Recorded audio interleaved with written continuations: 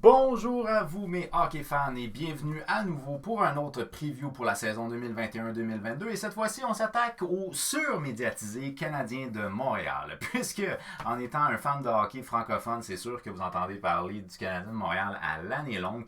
C'est ridicule de voir toute la couverture médiatique qu'il y a alentour de cette équipe-là. Je veux dire, Marc Bergevin change sa coupe de cheveux, bang!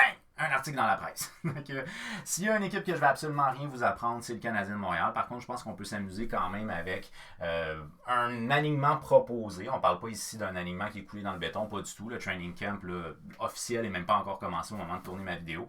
Fait que, bref, je ne peux pas vraiment savoir de quoi ça va avoir l'air au niveau de l'alignement. Mais je vais proposer des choses par contre. Alors, du côté du Canadien de Montréal, ben écoutez, on retourne avec notre coach qu'on avait l'année passée, soit Dominique Ducharme, et on revient avec le DG de plusieurs années, Marc Bergevin. Donc ça, il n'y a pas de changement à ce niveau-là. Ce qui doit être mentionné concernant le Canadien de Montréal, c'est que l'année passée, on avait fait quand même des mouvements qui étaient des mouvements importants pour que cette équipe-là, qui avait été une surprise littéralement en 2019-2020 dans la bulle, parce qu'il n'était pas censé être en série, finalement, il avait réussi à rentrer en série en gagnant la première ronde de la dite préliminaire.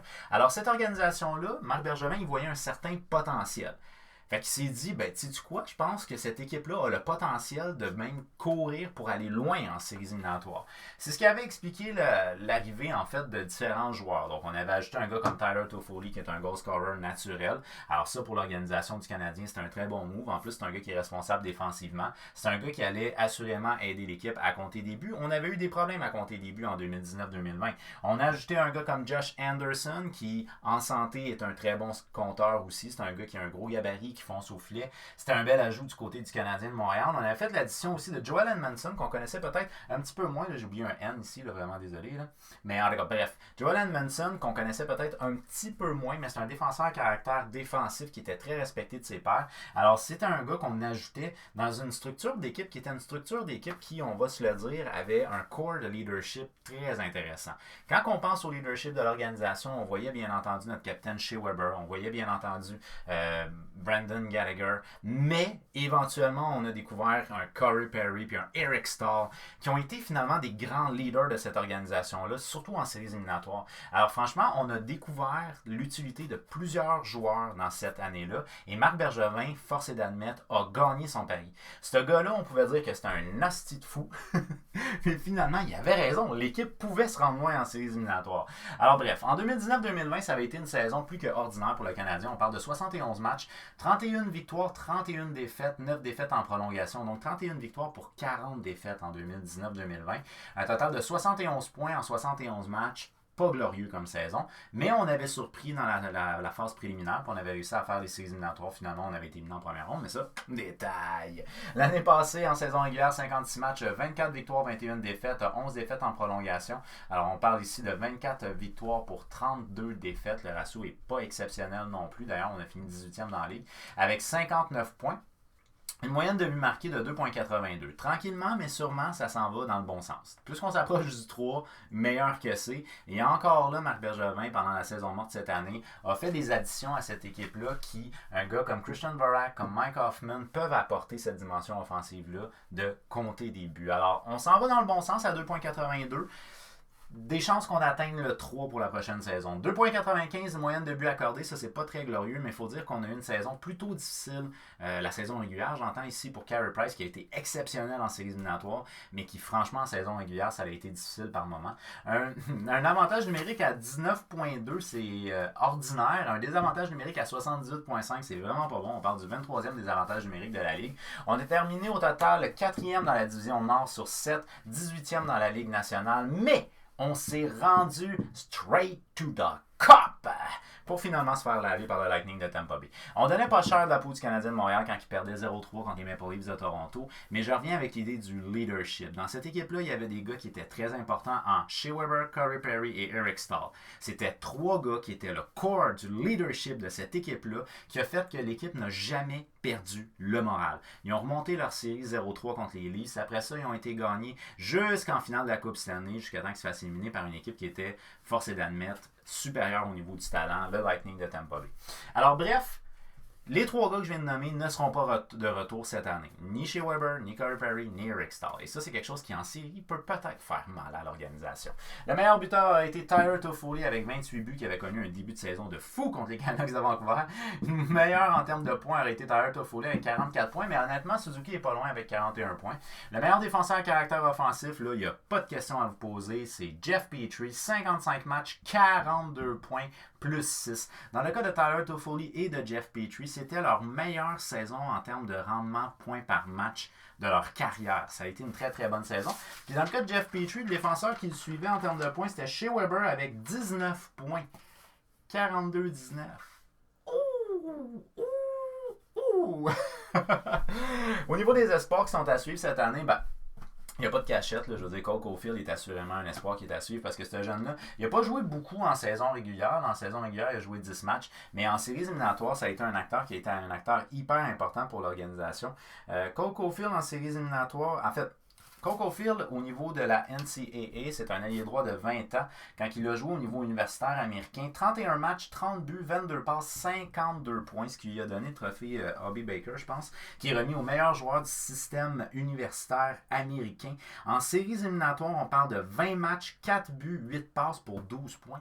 12 points en 20 matchs en séries éliminatoires pour un joueur recru à très petit gabarit.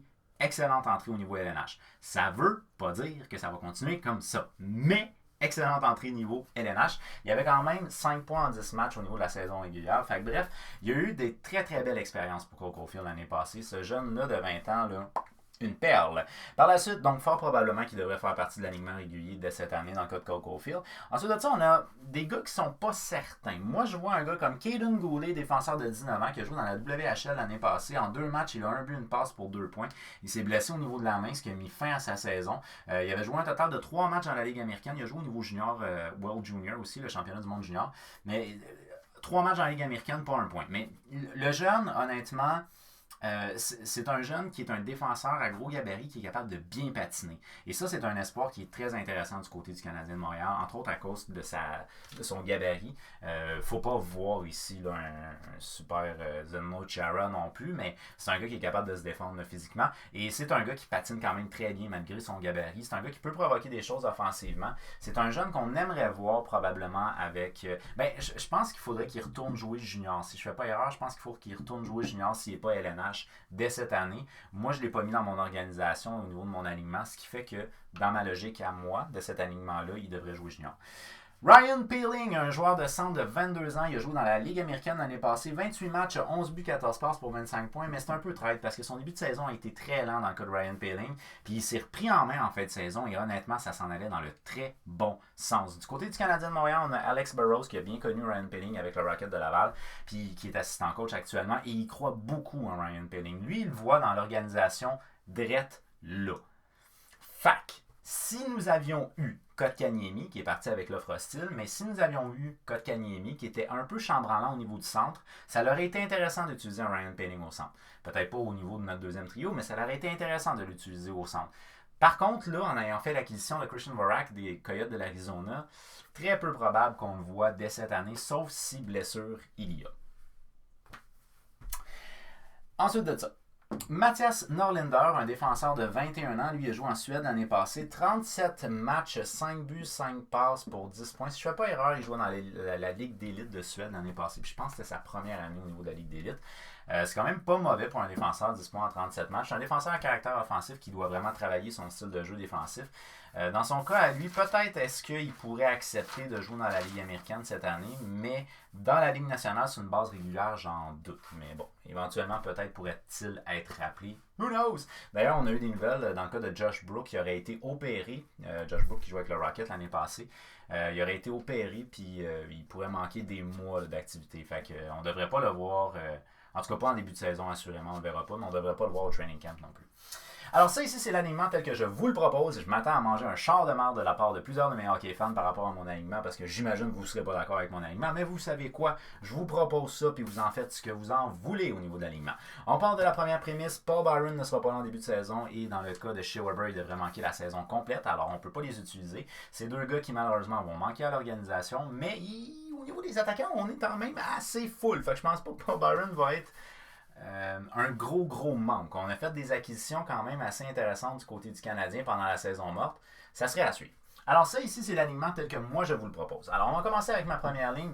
Tyler Toffoli, 44 points, 52 matchs l'année passée. Il a connu une saison extraordinaire pour lui. C'est un gars qui est capable de jouer dans les deux sens de la patinoire. Ça a été quand même des up and down, dans le sens qu'il y a eu un début de saison vraiment de fou, après ça, ça a été plus calme, après ça, c'est revenu, et ainsi de suite. Mais c'est un gars, honnêtement, qui a donné un bon rendement tout au long de la saison. C'est pas un joueur qui est un joueur à caractère défensif propre, mais c'est quand même un gars qui est capable de bien jouer défensivement. Alors, c'est un gars que je trouve qu'on peut lui donner de grandes responsabilités, et c'est un très bon compteur de buts, que moi, je fais jouer avec Nick Suzuki, 41 points en 56 matchs l'année passée, même nombre de points que l'année d'avant, mais en moins de matchs. Le jeune, honnêtement, a connu des séries exceptionnelles. Ça a été le meilleur joueur du Canadien en séries éliminatoires, Nick Suzuki, avec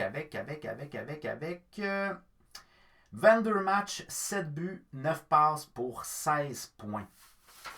Fait honnêtement, des très très bonnes séries dans son cas à lui. Mais Nick Suzuki, depuis qu'on l'a dans l'organisation, en fait même quand il jouait junior, je le répète, c'est un gars qui aime les matchs de pression. Fait que, même quand il était en séries éliminatoires au niveau junior, son jeu upgradait. Puis à la Coupe Mémoriale, il upgradait. Fait qu'on a vu ce côté-là de Nick Suzuki, c'est-à-dire que ça a été un petit peu laborieux par bout en saison régulière, mais en séries éliminatoires, il a été présent tout le long. Puis honnêtement, très bonne série. Que je fais jouer avec Brendan Gallagher, 35 matchs, 23 points.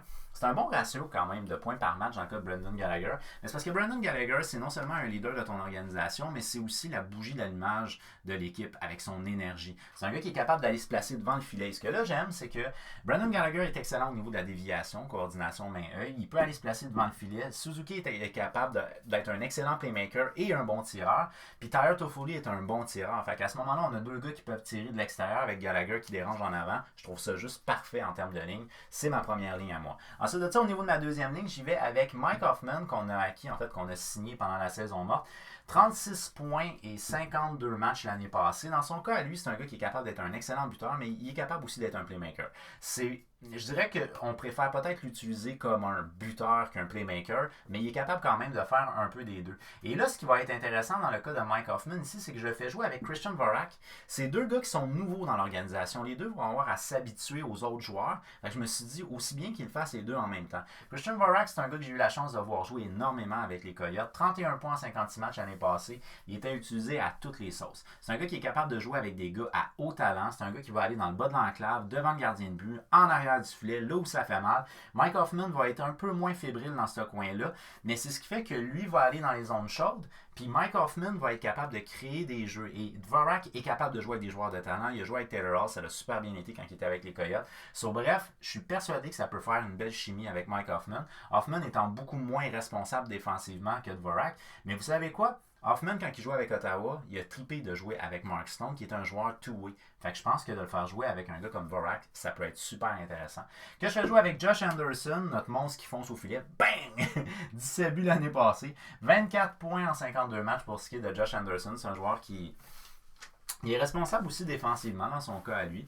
C'est pas un gars qui est connu pur défensivement, mais qui est quand même responsable défensivement. Puis c'est un gars qui a une très très belle accélération. Au niveau de la vitesse, là, c'est un gars qui est super intéressant. Sa présence physique est importante, mais il faut qu'il reste en santé. Au niveau de mon troisième trio, c'est là où moi je me suis amusé beaucoup. J'ai décidé d'y aller avec Joe Drouin, 23 points en 44 matchs l'année passée. On connaît son histoire, il n'a pas fini la saison pour des raisons personnelles.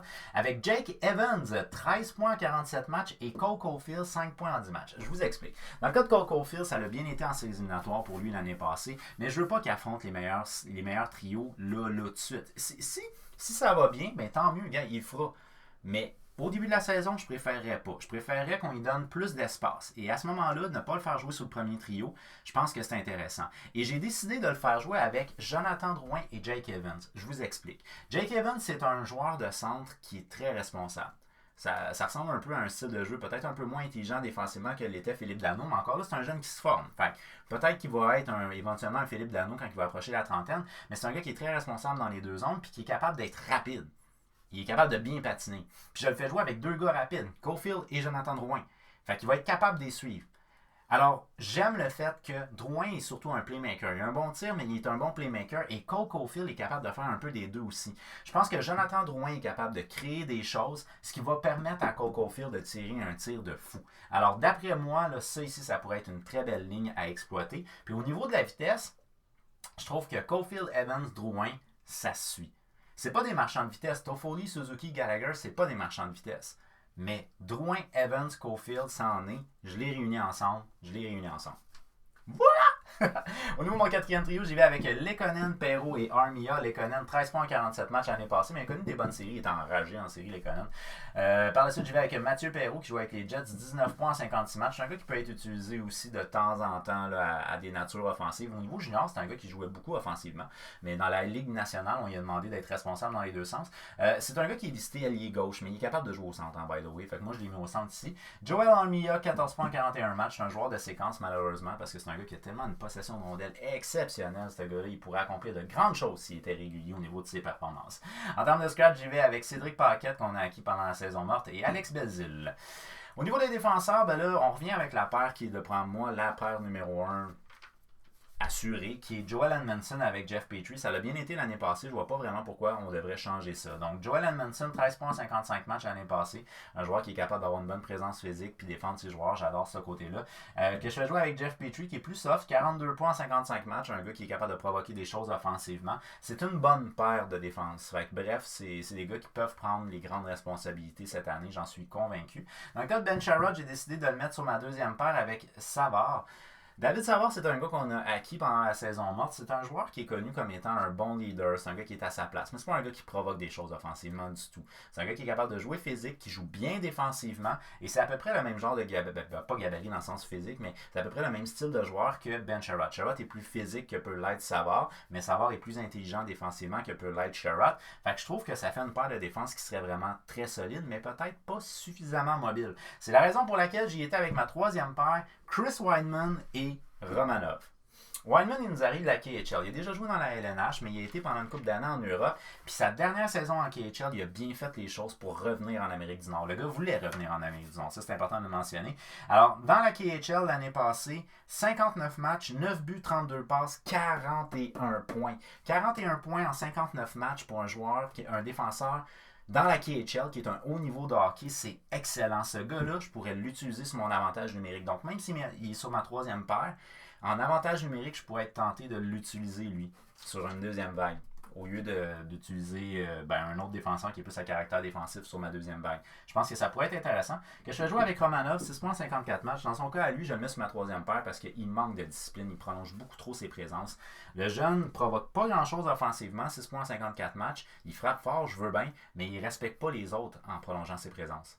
Fait que j'aime pas ça. Je veux qu'il se corrige. En termes de scratch, j'y vais avec Brett Kulak, 8 points en 46 matchs l'année passée pour Brett Kulak. Au niveau des gardiens, il n'y a pas de cachette à se faire. Carey Price est le gardien de but partant. 25 matchs l'année passée. 2,64, 901. Ça n'a pas été glorieux pour Carey Price en saison régulière, mais en séries éliminatoires, 22 matchs, 2,28, 924. 924 d'efficacité, c'est vraiment excellent, surtout pour des matchs qui étaient de haut niveau.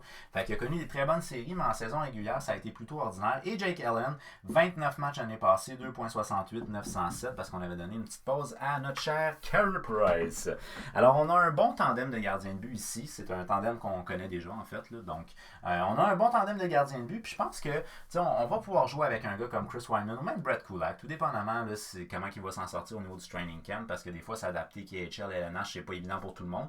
T'sais, on regarde un gars comme Kaprizov, ça a été une vraie farce de s'adapter, mais des fois, c'est plus difficile là, pour s'adapter. Fait que bref, Wideman, on va voir, mais s'il s'adapte bien, là, c'est un gars qui, au niveau de mon avantage numérique, deuxième vague, très intéressant. Fait que c'est ma proposition d'alignement et mon preview pour le Canadien de Montréal cette année. Honnêtement, le Canadien va jouer dans une division qui va être très difficile, la division Atlantique. Fait que bref, moi, d'après moi, cette équipe-là est une équipe qui est très intéressante, mais vu son inconstance l'année passée, j'émets certaines réserves. Alors, j'y vais avec une équipe un peu le même principe qui va courir pour les séries éliminatoires. Ce ne sera pas une équipe qui va être dans le top de l'Atlantique. Je pense pas que c'est une équipe de fond de classement non plus. J'y vais avec une équipe qui court pour les séries éliminatoires. Faites-moi savoir quelle est votre opinion concernant le Canadien de Montréal pour la saison 2021-2022 au travers des commentaires. Si vous avez aimé la vidéo, on n'oublie pas de faire un j'aime, on partage pour qu'on jase de hockey avec un maximum de hockey fans. Si vous vous abonnez à la chaîne, n'oubliez pas d'activer la petite cloche parce qu'il y a d'autres previews qui s'en viennent pour la saison 2021-2022. Un très gros merci d'avoir regardé ma vidéo, puis on se revoit très prochainement. Peace out!